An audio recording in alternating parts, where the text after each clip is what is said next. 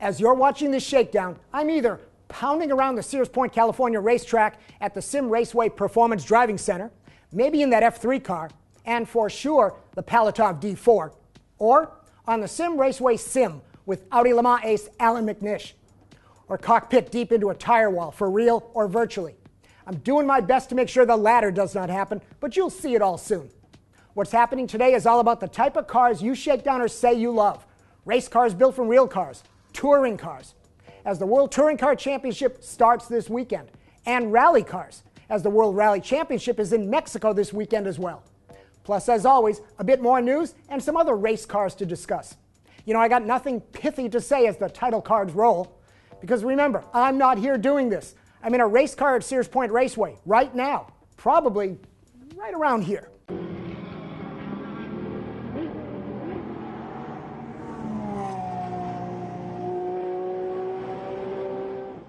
Every time I ask you guys what you want from racing, you write back, race cars linked to real cars, real tests of technology, close competition, and real street cred. You know, why don't you save all the words next time you type in the comments here at the YouTube video or over at Twitter via @Drive. See how smoothly I got the plug in there? Why don't you save the words and just type the letters WTCC, because the World Touring Cars seem to be exactly what you crave. 25 cars will take the grid this weekend at Monza. 6 Chevy Cruze, including the 3 from the championship team RML, who, it must be noted, not only build the Cruze race cars, the chassis, the suspension, the safety cage, etc., but actually designed the winning 1.6-liter turbo engine from a clean sheet of paper. And won RML's chief engine engineer, Arnaud Martin, the 2011 Race Engine Designer of the Year award for his effort. So I don't want a Chevy Cruze, I want a Ray Malek Limited Cruze. I got it. And Ray Malek, they're the group that built this, the Nissan Juke-R. Enough. Back to WTCC. Also making up the Monza field are 8 Seat Leons. You know, the N is silent, just call them Leos. 9 BMWs and 2 Ford Focus, all turbocharged per the rules. No hyper-exotic materials allowed, but real race car crafting and Yokohama race tires for all. The Seats have a new design engines to race the Cruzes harder. BMW, even though the factory effort is steered toward the DTM series, are always tough and have the grid numbers. And the Aeon Ford Focus team races well, but this is the first outing for the Focus. And Chevy got a little snarky with a PR piece welcoming Ford to the rivalry.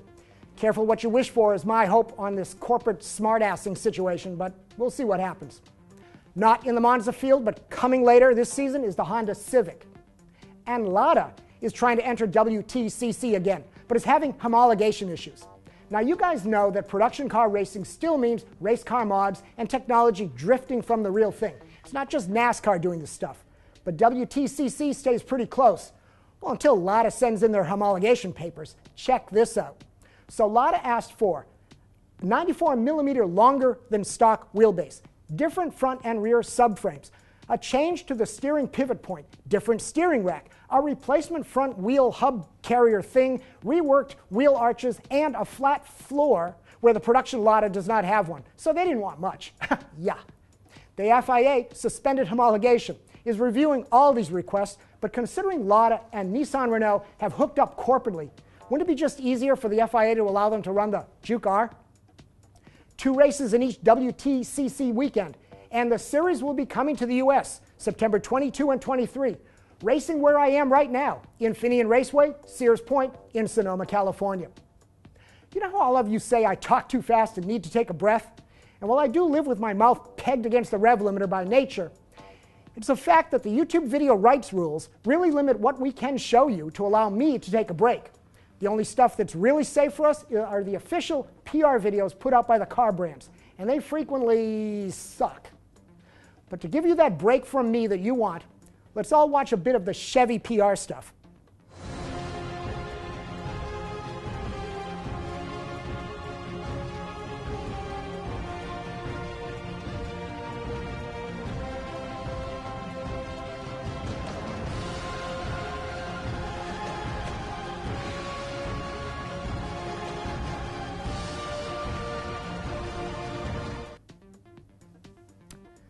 So then I looked for the official Seat WTCC video, and all I found was this.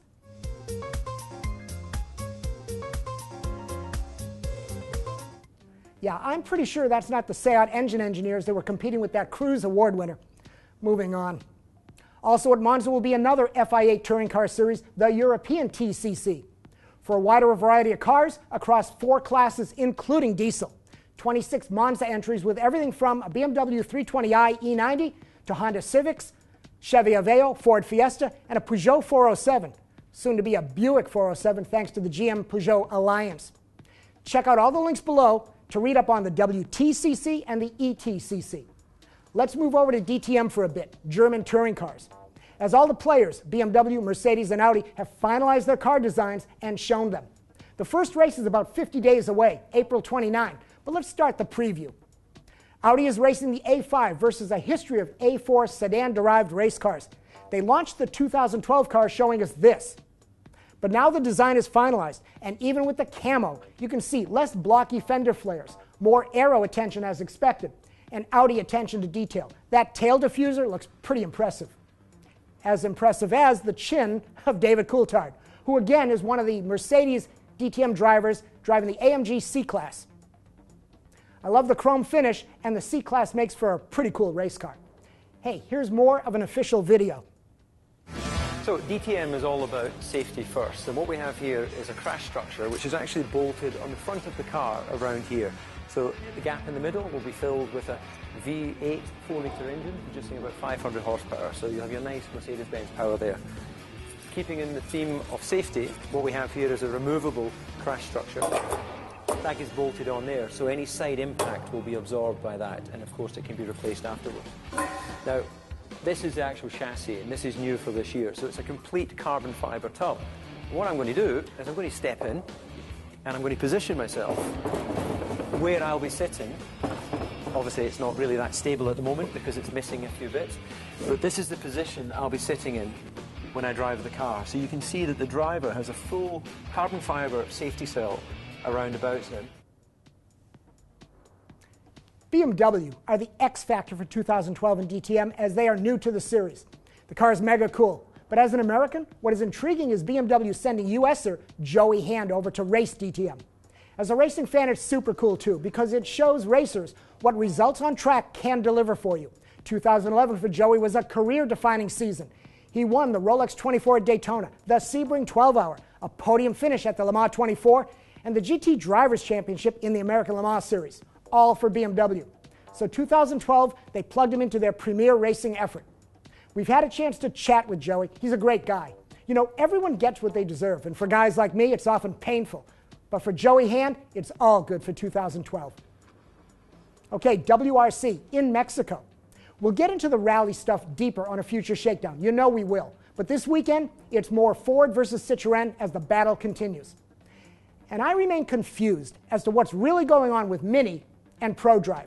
Because even though Mini announced the ProDrive team representation breakup, the development of the car continues at ProDrive. ProDrive claims to be making 100 upgrades that will be homologated this week. So not for Mexico, and not just for the ProDrive cars, all Mini WRC competitors. Engine induction, accessory efficiency, lightweight components, aero, and on and on and on. 100 changes, for Christ's sake. And to me, this is one of those racing good news WTF stories. It's great news that the car is getting big changes to get better, faster. And WTF, 100 changes after only 2 rallies? If I'm Mini, I'm flying off the handle, speed dialing ProDrive and screaming, what the f did you build us in the first place?